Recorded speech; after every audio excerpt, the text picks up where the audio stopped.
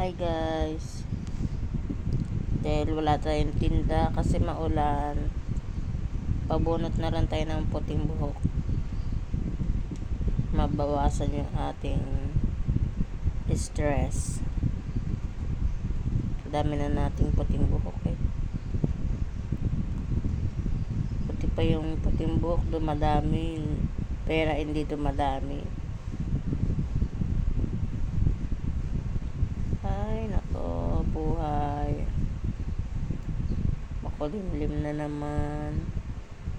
Wala na naman tatambay sa duhat kasi wala na naman. Meron na. Sino?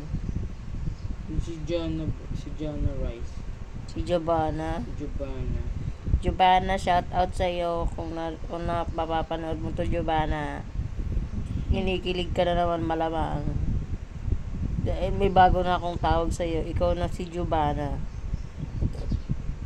Dahil kinikilig din siya. Tama, kinikilig din siya. Pumapayat na siya sa sobrang kilig niya.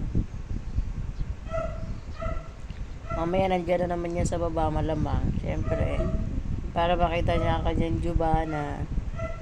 Kailangan niyang bumaba. Bumaba pa nga kagabi yun. Hindi na yung bumaba pag nakauwi na. Kagabi bumaba pa. Talaga namang hindi nagpaawat. Kaharot-harot ba? Nag-good nightan pa sila ng biyan. Ay, hipag niya. Oo, nag-good night pa. Baka sige na. binit-bit niya pa yung echo bag ni Ate Joy pa uwi. Aray mo, Giovanna. Shout out. Oo, shout out sa'yo, Giovanna. Mamaya kami bababa.